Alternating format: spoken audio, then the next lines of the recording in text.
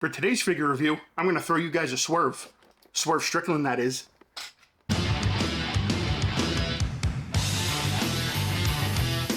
What's going on, everybody, and welcome back to the channel for another figure review. Today we have in the house AEW Unrivaled Series 14 Swerve Strickland in the house. That's right. This figure, I guess, supposedly has been a long time in the making, because if you look at the back on the production photo, it says March of 2022, and now we're in March of 2024. So pretty interesting. Nice to see that the figure finally got out. It's funny because he's not even really wearing this type of attire anymore. So just goes to show you how far they behind are on the manufacturing of these figures. But let's not get into that. You guys know how I like to do my figure reviews by now, so let's get it on the turntable and let's take a look at the box.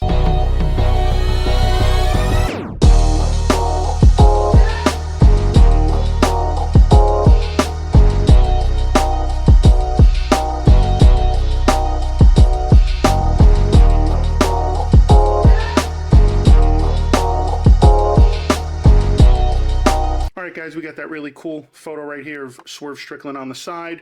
Got the gold lettering, the gold. I always like the design of the AEW box. I just think it's something different. It's really cool with the gold and everything. I think it just really makes everything stand out about the box. It's numbered 126, Series 14. And then on the back, we've got everybody else who is in the wave: Keith Lee, Tony Storm, Ricky Starks, Anthony Bowens, Max Caster, and Billy Gunn. So really cool. I believe this is everybody's first time in the line except for Ricky Starks, and Keith Lee and Billy Gunn are the chases in this wave, which I haven't seen yet. So hopefully we'll come across them. I don't think I'm going to get as lucky as I did with the CM Punk ones, though. And then we got this cool little picture on the back, the signature. And again, this is from March of 2022. So that's how old this attire is. And obviously we all know he's not wearing that attire anymore. All right, so let's go ahead now.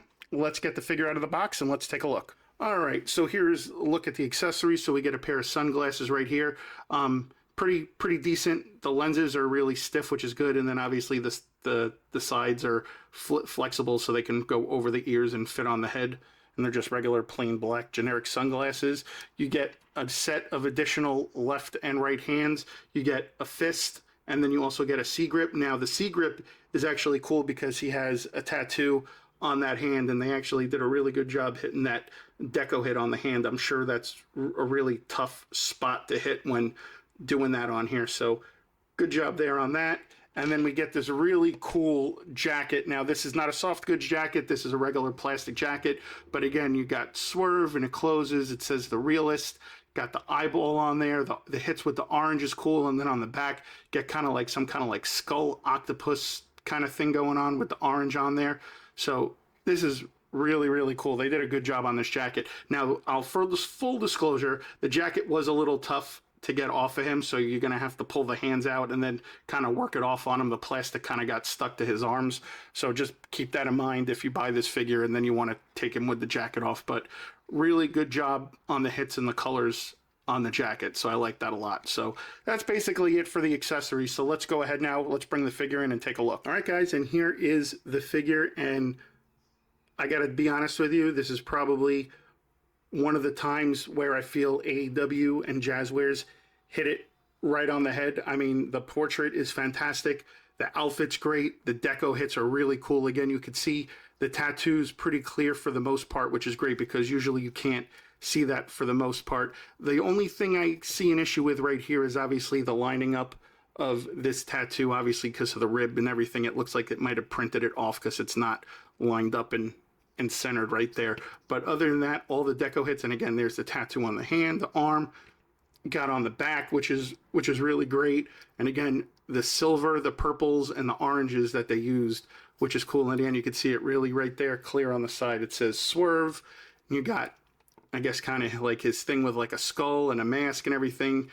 And again, the purple and the orange on this figure really just pop off. They did a good job on that.